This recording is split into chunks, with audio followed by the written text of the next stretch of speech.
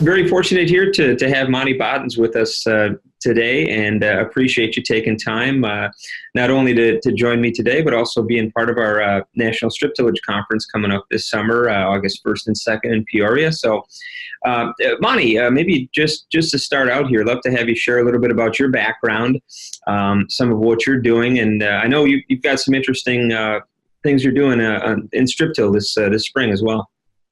All right, Jack, thank you for calling and arranging us here today. Happy to share some of the things we've got going on and things that we'll be talking about this summer at the National Strip Tillage Conference.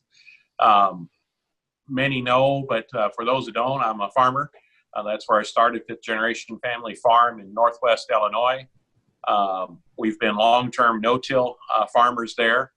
We feel that we've done a very good job of maximizing what we possibly can with no-till, but we also, on our 2,000-acre farm, majority of it's devoted to long-term studies. So we have a soil health partnership plot there. We do a lot of nutrient research, rates, timing, placement, methodologies there with our commercial planner and a research planner. And one of the things we're doing this year is with a friend of mine, Matt Fose, who farms not too far from us. He brought his strip tiller over, a John Deere strip tiller. It has the ability to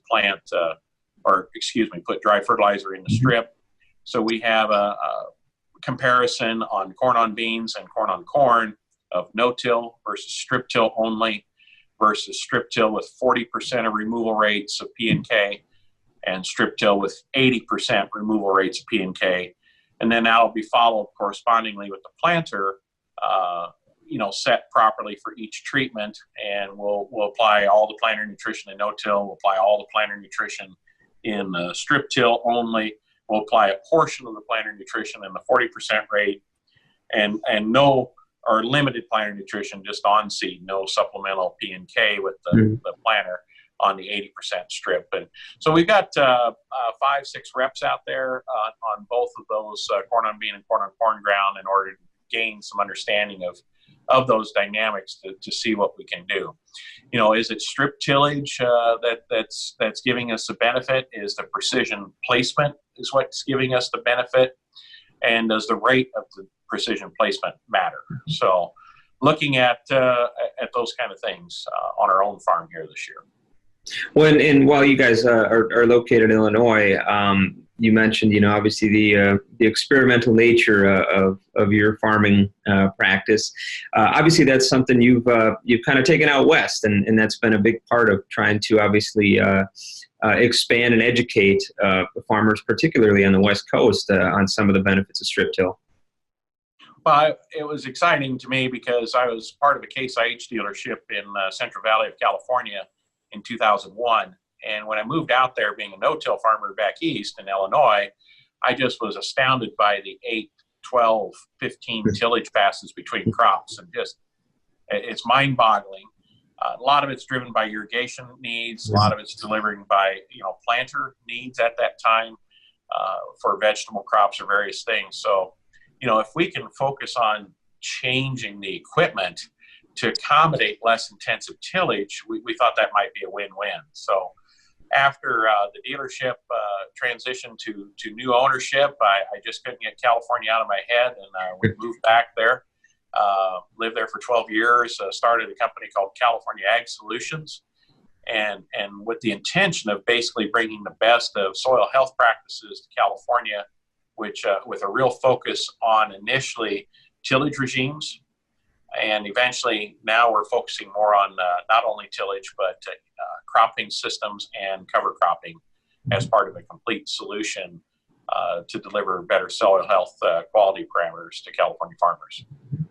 And some of what you're going to be talking about at the conference this year has to deal with obviously kind of getting situated, getting comfortable within that first year of a transition or an experimental attempt into strip till and kind of some of the ins and outs, some of the expectations, some of the realities, and even the challenges that I think farmers, whether you're in California in the Midwest or out east, can think about when they're getting into it. Yeah, that's right, Jack. And what we look at is a lot of people will make a transition to strip tillage or a new practice if they are an innovator or a very, very early adopter, because they don't have that fear. They maybe got a good capital base behind them, and they're willing to jump in and go. It's a different animal transitioning to very expensive equipment that they didn't have before and didn't know if it'd work in a new irrigation regime. So what we found was it was best to work with farmers at first it was equipment sharing farmer to farmer, and that's just hard to do long term. So we actually invested in 2 strip tillers that were equipped to apply nutrients in row, liquid nutrients, both spray and down in the strip itself. We actually have 2 what we call strip fresheners. So the Yetter, forget the gentleman from over by right here in Illinois. I forget his name right now. You probably know him, Jack. Andy? Todd Newberry. There we go. Todd Newberry. Yep. And his unit, and that really was a key, because we would strip till and then you pre-irrigate the ground and it crusts over for that strip freshener to run through. And it's also an opportunity to put biologicals or water penetration aids on at that time, herbicides for other folks in other parts of the country. And then we have 2 high-tech planters. So they're Harvest International planters with all of the precision planting bells and whistles. And we designed all these things to be complete units that we could take from farm to farm. And we've had over 30 farmers per year participate in the program in order to basically try it before they adopt it.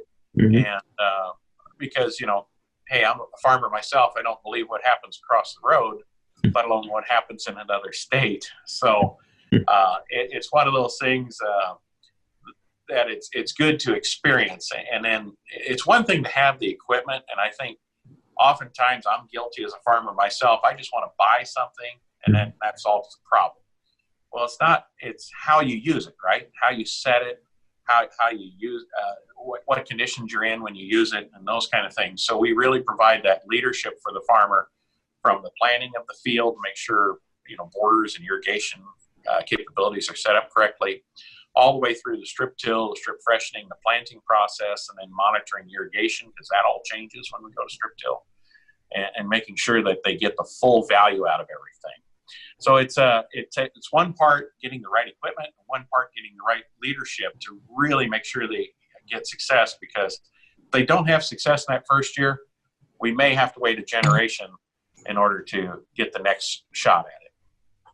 Right. And like you mentioned, kind of setting those expectations, the step-by-step approach, making sure that the farmers you're working with are understanding, the practice, the concept, the equipment, is really important, right? Because, as you know, you do hear that some of the frustrations that can come out of that first year experience, and certainly folks get a little discouraged, but it's good to have somebody there supporting them. So obviously they stick with it, and there are benefits to be had. So one thing I think is important too is people don't want to strip till. Okay, nobody wants strip tillage. Okay, that's not their goal. So strip tillage is a tool as part of a goal. So what we realized early on is the fact that the farmer's saving money on all these tillage passes, but that really wasn't his goal either. So what we found is that we could get the forage planted and in the ground 4 weeks sooner by not having all these tillage passes involved. So we actually call our program the Faster Forage Program, because that's what the farmer wants. He doesn't care that there's strip tillage. There could be robots doing it for all he cares. He wants better quality silage, more silage, cannot go backwards. That's never an option. He wants more silage, better quality silage, and he wants it in the pile quicker, and give him the opportunity for possibly a third crop, or to be able to plant his alfalfa sooner in rotation after corn. There's lots of ancillary benefits, but none of those benefits are listed, hey, let's go spend a bunch of money on a strip tiller. So we always got to think about, when we're working with farmers and myself, I'm not buying something because it's a shiny widget. I'm buying the result that I want. So I think oftentimes we get the means confused with the ends, and when all of us as farmers are really interested in what will it do for me. Well, and Monte, you've got a couple of different perspectives that you bring, obviously, from your own farm in Illinois, and obviously then working with farmers out in California. And, kind of the diversity of perspectives is obviously something that, we really try to reinforce, try to bring together at our farm events. You've obviously been a part of them in the past, both with our No-Till conference and as attendee and as a speaker, and now being able to join us here for the Strip-Till conference. Was curious, just what your thoughts are. What's been your impression, I guess, of the events you've been to, in terms of the atmosphere, the learning environment, kind of the energy of the conferences? Sure, I'd love to comment about that, but I'm going to back up just a little bit, Jack, before we go there. Sure. One thing is I want people to make sure they're aware of is that this tool isn't just for corn. We've been able to adapt this tool as part of a crop production system in tomatoes, other specialty crops. We're looking at doing it in produce and those kind of things in Yuma and eventually Salinas, California too. So Strip-Till is a tool as part of a system.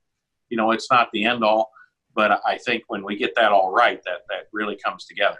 And to answer your question now, how that ties together is when you come to events like the Strip Tillage Conference or the No Tillage Conference and those kind of things that Lester Media does, is they do a really good job of bringing in people from many different areas. And you might think to yourself, what good does it do some guy from Illinois if I'm in Nebraska or if I'm in Kansas, they're strip tilling lettuce in Arizona, what do I care? Well, the key is that you learn the concepts. So the principles and the concepts are universal. Application is always local. And if you're a farmer watching this, you got to figure out the application. That's your job. We're all artists. We have a job to do of raising the crop and doing the best job we can with the soil and providing for our family. And a way to do that is get yourself in front of more information. If you're not getting to at least one meeting a year, it's not necessarily that, we can all watch YouTube University. We can all listen to podcasts. We can read books and those kind of things for information. But there's still magic that happens with another farmer side by side. You're talking about ideas. So it's a great way to network with equipment providers, great way to network with the speakers and teachers.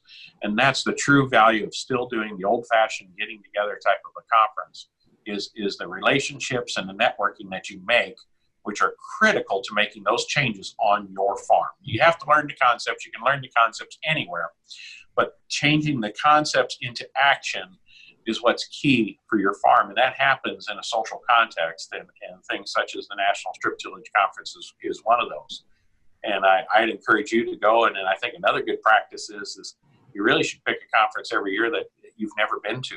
If you haven't been to the Strip Till Conference, you need to go. If you're a no-tiller, you need to go to the Strip Till Conference.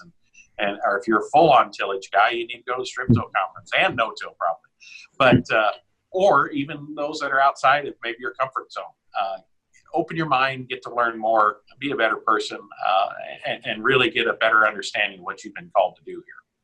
Excellent. Well, I'm sure we've got people watching that are going to be looking forward to networking with you, Monte, and I know you always are really good at taking advantage of those networking opportunities at the events. So really looking forward to having you as part of this year's event, and I know you'll do a great job, put on a great presentation, have some good discussion, I'm sure, too, amongst the folks that are going to be in your session. So I appreciate you taking the time here today to join us and give us a little bit of your background, your experience, and a little bit of what we can expect at this summer's event. So thanks again, Monte. Really appreciate it. And Jack, I hope it's okay to mention, Sure. we are going to have an open house at our farm either the day before or the day after the Strip Till Conference, because we're only an hour from Peoria. So we got a lot of things going on there with the Strip Till experiment, integrated livestock, rotational grazing, and those kind of things, and a lot of other experimental plots. So we'll have that available for people who want to make an extra day out of the trip. I know a lot of people who are coming from California and Montana, Arizona, other parts of our network are going to come and spend an extra day. So all farmers are welcome. Excellent. Great. Well, good note. Thanks again for mentioning that, Monte. Perfect. All right. Thank you, Jack.